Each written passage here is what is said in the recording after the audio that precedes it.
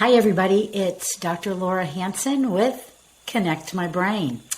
So we are in a series talking about neurofeedback and looking at particular topics so that you can, one, learn about neurofeedback as well as hearing some information about a particular topic and see if this type of a practice might be good for you. And yes, I call it a practice because it is a practice. So for example, when people come into the office, we really try to set up the environment so that when they come in, they can make a transition from moving about the world, getting themselves settled in. We use biofeedback. We'll be touching on all of these words as we go through today's topic as well as other days, but we literally give them the time to make that transition. I also want to underline the word transition because we're going to talk about that concept as well, how that's already hardwired into us and how well do we do going from one thing to another. I know in working with children, that's a common item that parents will write about where they will say, my child has a really difficult time making transition. So just kind of keep that one back there too. So we'll start off with a little biofeedback, which usually that's breathing, working on temperature regulation, skin conduction, which is moisture, muscle tone, the things that have an immediate response when our body goes into what we typically know as a fight or flight response. So keep all these key words are really going to come together in today's episode. So then once we get done with biofeedback, we move them over to do neurofeedback. And then that's when you're actually working with your brain in order to help regulate the different brainwave patterns. And most of the time, you do see very distinct patterns that are associated with many different labels that we use today. It could be anxiety, it could be depression, it could be insomnia, it could be an attention deficit. Over time, and using the tool of QEEG brain mapping, we see patterns, and this has been going on for many, many years. And anxiety is actually no different. So before we dive into what do we actually see on a map, let's first talk about anxiousness or anxiety. So a lot of times these words that we use, depression, anxiety, attention deficit, a little bit of even OCD, ODD, any of these words that we know, we have to also realize that human beings have these responses. We can be happy, we can be sad, we can be agitated, we can be irritable, we can be anxious, we can be afraid. These are our emotions. So, for example, if I'm standing on a mountaintop and I get too close to the edge, and now if I took one more step, I'm going over the cliff, well, I might get a little anxious, right? So we want to know that the emotions that we have, they are normal. Where things can get out of hand is when those particular patterns start to run us. So if we did a QEEG map and we saw any type of dysregulation on the map, the chances are that it's been there for a while and it's been practiced. Now, this is positive too. It's not always about having some type of dysregulation. It can also be about having optimal performance. So we can go in either direction. And either direction, it is a practice that we've gotten into, and now we're dealing with the outcome of that. And the brain can get hardwired in either direction. So we can support people in neurofeedback who have created or have never a personal judgment. Please don't ever take it that way. But unfortunately, there's been a pattern of anxiousness that's led into a state of being in anxiousness all the time. We can support somebody like that. We can also support somebody that wants to be an entrepreneur, that wants to maybe raise some of these brain waves up and function at a higher level for perhaps being a CEO. So I really want you to know the well-roundedness of the benefits of neurofeedback.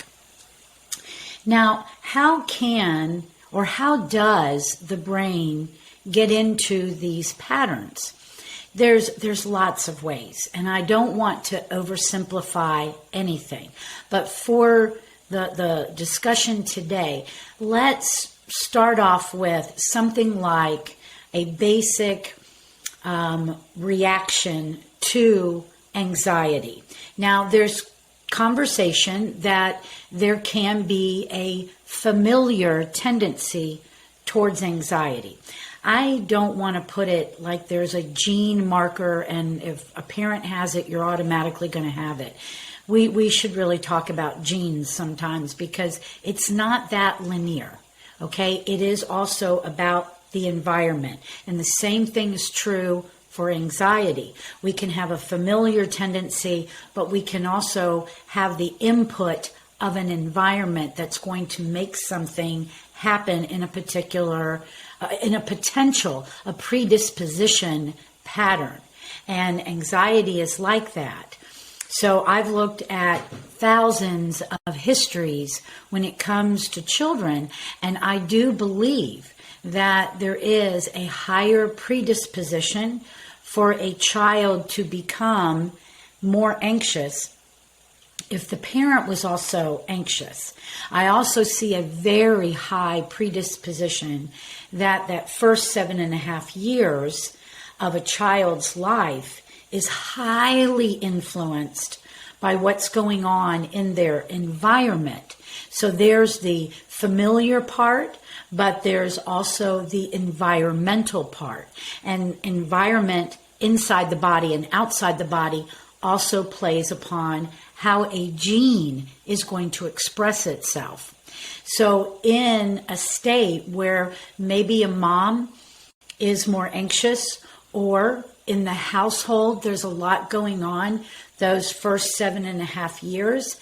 I also think about the last couple of years for our whole culture of what's been going on in the world, and all of those children that are within their first 7.5 years are being highly influenced by the environment. So let's say this is our character, the person that either has familiar or a higher predisposition environmentally that could respond in a more anxious manner. And let's say you're out and about and something happens with a dog. And in your mind, you choose that that's a threat, or subconsciously it feels like a threat, okay? So your response, because anxiousness is going to bring us to action, okay? Like being on the cliff. I'm not going to take the step forward. I'm actually going to take several steps backwards so that I can preserve my survival and my safety. So in previous podcasts, I've talked about this hardwired of survivability. And so you will innately do this all the time without really even being consciously aware of what you're doing. But you are going to make sure that you're safe, and you're going to do it at any level. And I've seen many patterns in children where it is the apparent fight or flight is so visual, nobody could refute what they're actually doing. So you're out and about, you see a dog, and for whatever reason, the connection is made that that's a threat, and you run. Now, what stress is supposed to do is act like a positive feedback loop, just like an air conditioner. When I set my air conditioner at 70 degrees, if the room becomes 71, the air conditioner will kick on, the temperature will drop, and the air conditioner will shut off. Well, that's what your stress response is supposed to do as well. So your anxious reaction is going to yield a physiological event that causes you to have a stress response. And that is that fight or flight, okay? So you flee, and then you calm down, and then your brain says, okay, I'm safe, I survived. But the association is made that it's because you ran. And because you ran, you saved your life. Now, this is a very simple explanation, and it can be turned into any other particular event, but it's a very easy way to try to understand what's going on in the brain. Now, this brain is very, very powerful. And in fact, an area in our limbic system called the amygdala, it is where we are going to make sure we always survive. It has really coded this particular event. And in fact, it will now begin to scan your world and make sure wherever there's a dog, wherever there's a four-legged creature, wherever there's anything that remotely looks like a dog, it's going to trigger the anxious response again. And before you know it, it's beginning to fire it up, fire it up, fire it up, and the pattern is being practiced. And sometimes we really don't even realize that this is going on. And it can become even more sensitive that it begins to associate things that are not even a four-legged creature, a furry dog, but it may be a picture. It may be a sound. And it's beginning to react quicker. And this is all happening in an amount of time before it ever reaches your frontal lobe, where you could perhaps make an executive decision and say, well, this isn't really what's going on. So that's one particular way that things like this can happen. I've worked with children that can remember particular events when they were very, very little, and 5-6 years later, they're still responding to it, but it is so embedded because it all occurred in a developmental window. And having to go back and rewire the brain it's a lot of work regardless of the age.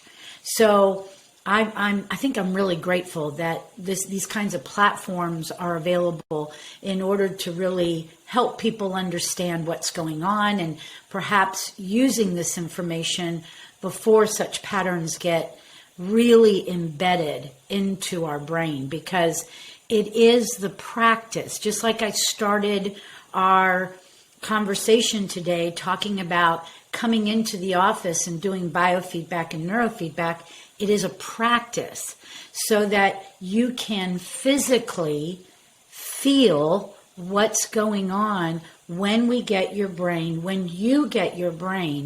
to the correct state. I also want to make a mention of video games in this particular part. And it doesn't matter if you're an adult or a child, but I do think that there is an incredible influence on the child brain, especially when we are talking about developmental windows. If these kids are constantly watching a video game, and that's the feedback in real time, that brain is being influenced by what it does, what it makes the child feel, the engines that are going on up in the brain trying to engage, or if they're actively playing, that's physical, that's tactile, that's part of your special senses, which create electrical power to the brain and influence how the brain is going to be wired. I'm working with a little one right now who gets a lot of worriness and anxiousness, and the other day they wanted to watch a Minecraft video, which I have a lot of background in understanding how Minecraft came to be. And yes, it is my opinion. It's a very manipulative program for children. And literally, they are talking about, I think the guy must have said 3 or 4 times, okay, we've got to do this to survive. We've got to do this to survive. And this child, this is what they're practicing while they're doing neurofeedback. And I literally went over there and I said, you've got to understand, this is not real. This is something that is made up. They're using the word survive, and you are getting connected to it. And this can be the foundation of why you worry so much. And so I can't wave a magic wand and get somebody in a right state.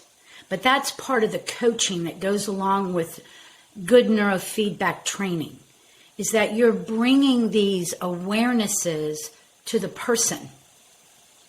And even a lot of the kids around here watching lots of fantasy cartoons.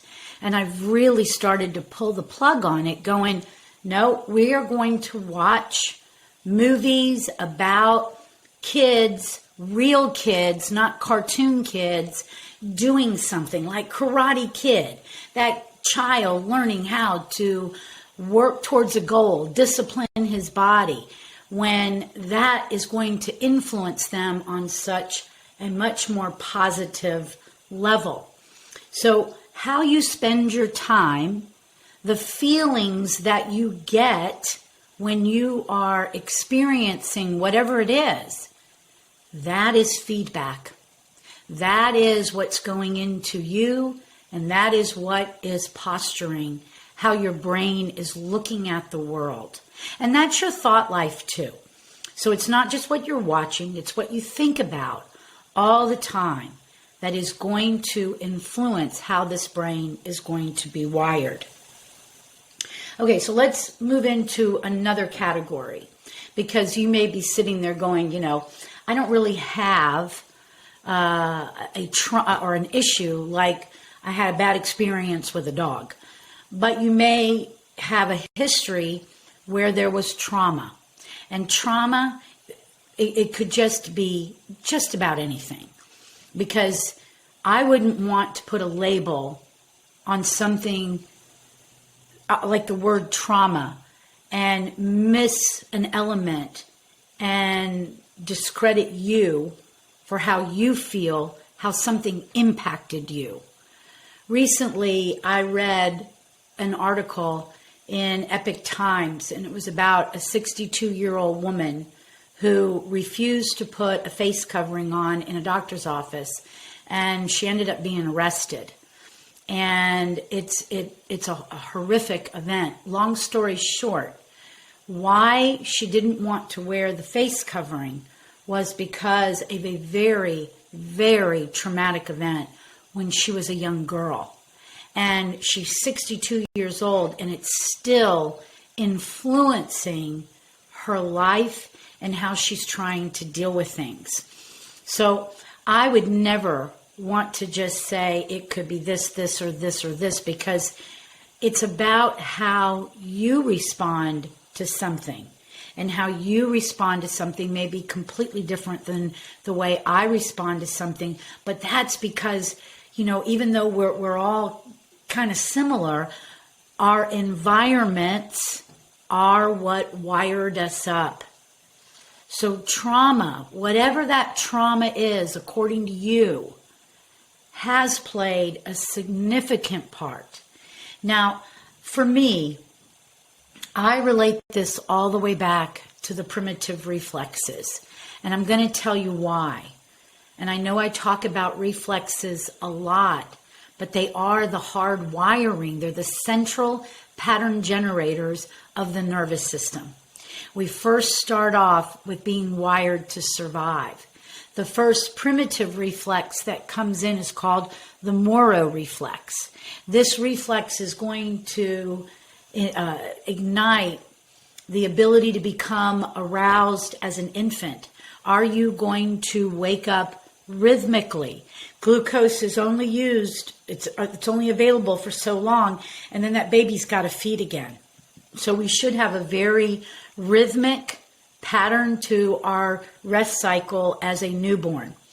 It's also the CO2-O2 balancer, and it's what starts the sympathetic nervous system 9 weeks in the womb. So that's where we can say this familiar tendency. If there is a mom who is going through a very stressful event, and again, I don't want to put, here's XYZ, because your stressful event is your stressful event. And if it wasn't a positive feedback loop where it knew how to shut off, it actually became a negative feedback loop. And a negative feedback loop is going to bring about negative feelings. It's going to bring about negative consequences. And it's going to burrow that pattern in the brain, just like every other pattern getting burrowed in that brain. Your chemistry is going to be changed, and it is going to influence the environment for that newborn baby, or that baby still being created in the womb, as well as what goes on those first 7.5 to 8 years of life. So this is a very important time, but the thing I want to highlight is not just the sympathetic nervous system. I want to give a little insight into the balance of CO2 and O2 and tie it to the biofeedback that I was talking about. So when I got into neurofeedback around 2008, the reason I got into it was because I was so fortunate to meet a doctor, Dr. Richard Barwell, who introduced me into quantifying the stress response in the human body. And so we literally have this equipment where we can measure, are you in a chronic stress pattern? So let's do a little sidebar. I'm not saying that stress is bad. Some stress is very good, okay? So like when I'm working out, stressing my muscles, when I'm doing cardio, stressing my heart rate, my cardiovascular system, and also dealing in the world. But it should be like a positive feedback loop. It should be like the air conditioner. We should have our stress, and then it should shut off, and we should go back to homeostasis. When we have a chronic pattern, that means the stress response is never shutting off, and it's literally causing damage. Okay, so when we look at the responses, we're looking at what's going on in the brain, what's going on in the heart, what's going on in the body, temperature, skin conduction, respiration, etc. And we can literally quantify, based on the outcome of that test, if you're in a chronic stress pattern. If you're in a chronic stress pattern, this is the pattern that's being burrowed into your brain. It's like a road system. So just for a minute, close your eyes if you don't mind, unless you're driving. If you're driving, please don't close your eyes. So imagine we have this dirt area, and they're going to put a road in it.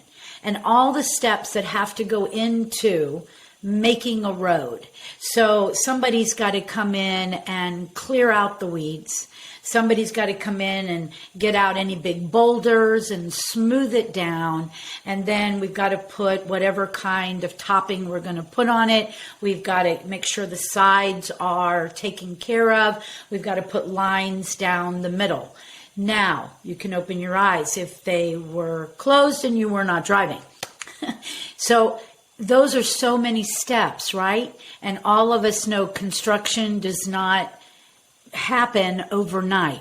So this is a pattern that's been going on, and it literally has become who you are. And especially if you're an adult, and let's say you were an incredible athlete as a child, or you just enjoyed sports. You don't have to be the top of the game, but maybe you just enjoyed sports.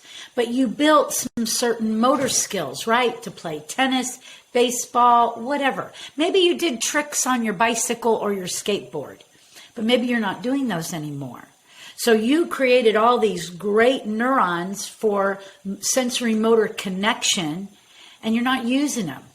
So your brain goes, well, you're not really using all of that great neuronal pool over there. So I think I'm going to dedicate it to this stress pattern because you want to keep that going. And the next thing you know, this is who your brain thinks you are. And now from the lens of your eyes, which are an extension of your brain, it is the only part of our brain that is outside of the skull, is your eyeballs. And the lens that you are looking at the world is a pattern of stress. Elevated heart rate, lack of good blood flow all the way down to your most distal ends. Maybe you're cold with cold hands and feet all the time. Your digestion, you're not getting great blood flow down there. Maybe you're having trouble conceiving a baby because when you're in a chronic stress pattern, your brain's going, I don't need to eliminate, reproduce, or digest right now. I just need to get away from the saber-toothed tiger. You're also shifting the blood from your frontal lobe to the back of your brain. Your whole physiology is changing during this time. Then, if you're a child, and maybe you do have the familiar and the environmental, that nature and nurture, maybe you've got that as your beginning. The whole problem with that is they don't have a point of reference. They're not going to have the opportunity to do tricks on their bicycle, their skateboard, or want to play sports, or just play kickball with the group outside. They are missing out on those traditional pathways that were supposed to be laid down because they've gotten into a state of anxiousness and stress from the get-go. And if you look at their beginning, and see, maybe they were catnappers. Maybe they slept too much. It's never one over the other. But the bottom line is, whether you're an adult or a child, your system can only take this load for so long. And then it becomes fatigue. It becomes exhausted. You have no drive or motivation. You're not interested in paying attention. And then depending upon what that feedback does to the brain, can go in many different ways, but in the anxious brain, it literally revs up all of the high brain waves, the high beta. Now, in a little kid, they don't know what to do with that. It's wrecking the ability for them to have this developmental experience. For the adult, it's paralyzing you in your tracks. You might be all the way to the point that you don't even want to come out of your house anymore. You may not go after anything. Though we see a tendency too for these higher brain waves to be dominating the right side of the brain. And we know today that the brain, each side does a little bit different thing. But then it is through timing of both sides coming together that allows that human brain to thrive. So, for example, the need to talk is on the right. The work of talk is on the left. You got to have the timing to have this conversation. So the other thing that's on the right side of the brain is how you evaluate and interpret sadness. The left side is the happiness. So if I've got all these really high brain waves over on the right side of my brain, what did we say about that negative feedback loop? We are going to have negative perception. It's going to lead to negative consequences, which is going to lead to a negative outcome. And that pattern is just going to keep going. So we can see this on that QEEG. And we can let you see it, which the way that I like to practice is I believe in transparency. As I said before, I don't have a magic wand. I do have a wonderful skill in this area, and I can help you see what's going on in your brain. And if you can see it quantitatively, and we're not just talking about it, but you can see it, then you can change it. So we've highlighted quite a bit on what's going on in the brain, right? So let's talk a little bit about, well, okay, I get it. There's all kinds of things that we know now about that anxious brain. So what are you going to do about it? Well, this series is on neurofeedback. There's a lot you can do, but I want to tell you about neurofeedback because I think it's one of the most incredible therapies, and I think its ability to change things quickly. Now, I also want to present it. It's not meant to be a standalone therapy. It's not. If you are really suffering with anxiety and you are working with a counselor or a psychiatrist, you're adding another tool that's going to put you really in the driver's seat to take the feedback that's being given to you and allow your brain to get into the correct state so that you can practice it. The way you change your brain is in real time. And you must have some feedback so that your brain knows what you're doing. Just like we talked about with the dog. When you ran away from the dog and you survived, you were able then to look back and go, I lived. Okay, because I ran away, the action that I took, that real-time movement is what saved my life. Well, remember what we also said, there's negative and positive. You can also take what you're learning and put it into practice while you're doing the training, because the training is in real time and it is giving you feedback that you're doing it correctly. So what happens in that anxious brain is it has now practiced the pattern of the higher brain waves, high beta, and it's not getting the opportunity to have the alpha reverberation as part of the day. Alpha is your place to relax. In fact, when you close your eyes, alpha goes way up. And if you have this intention to sit still and kind of chill out for a moment, alpha goes up. And alpha is what allows us, kind of think of it as untangling everything. Well, if we are staying in this pattern of fight or flight all the time, then you're tangled, you're stuck. Now, you may sit there and tell me, I don't really think I'm in this fight or flight.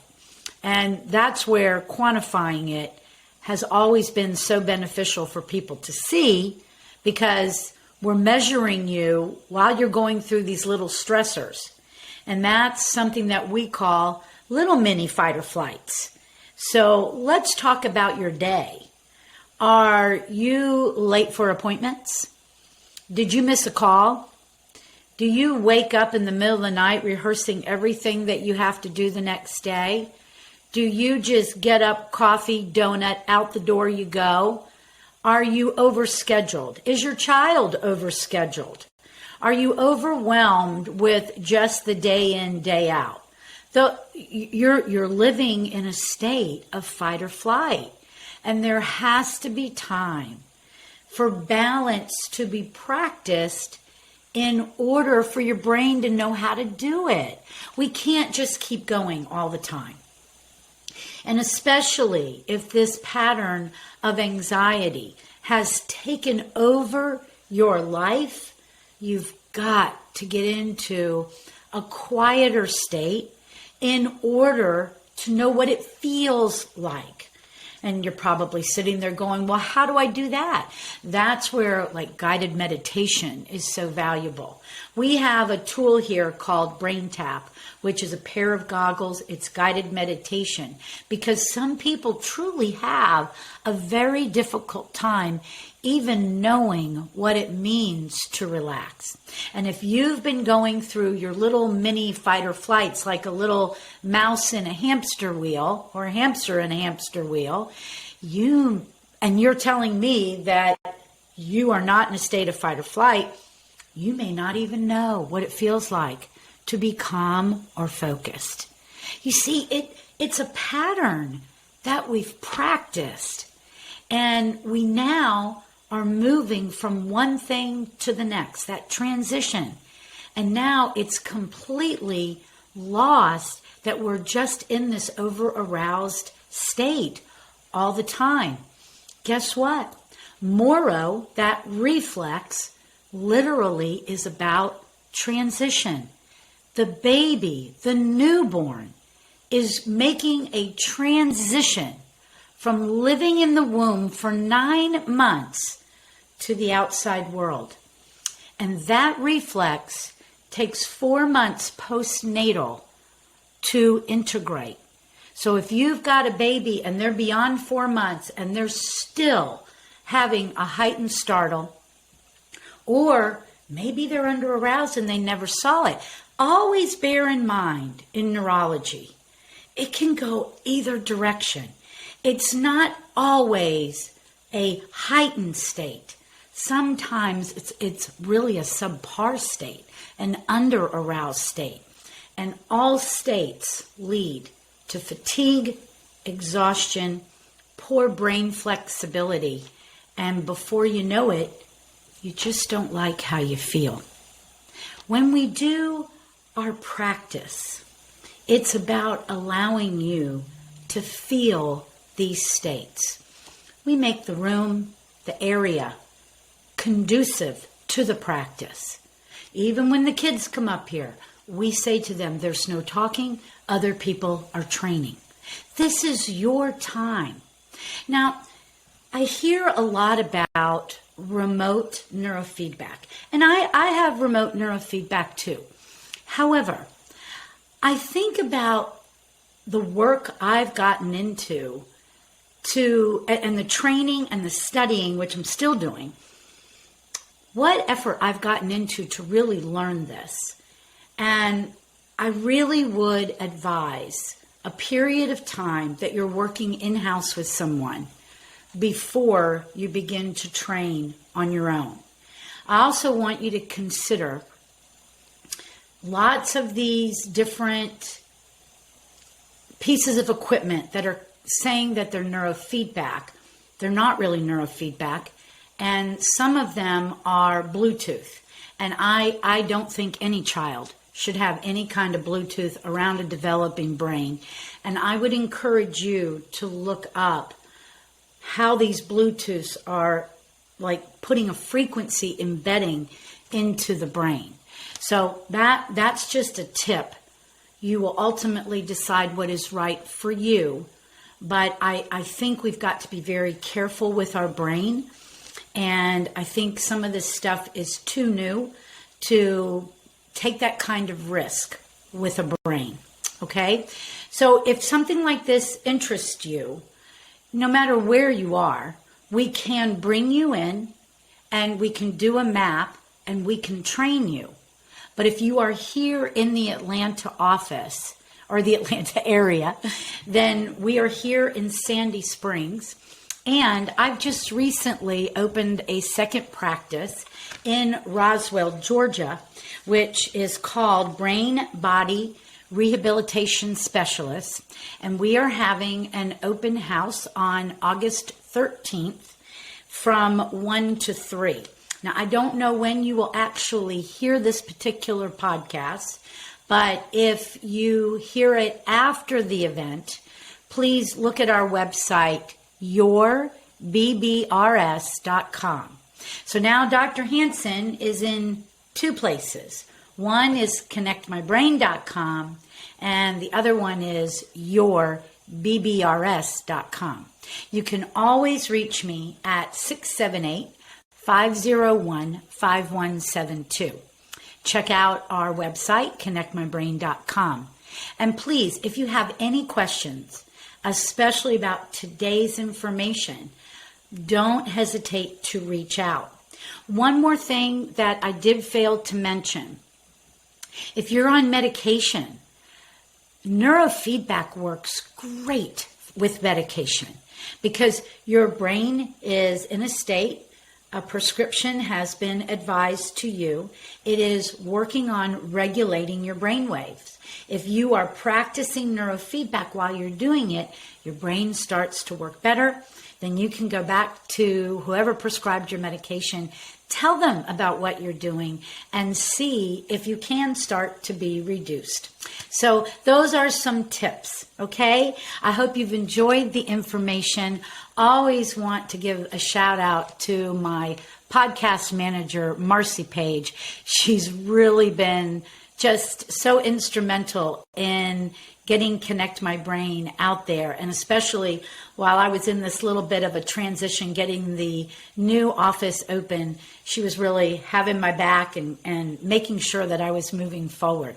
So I hope you have a great day. Don't hesitate to reach back out, and remember, you can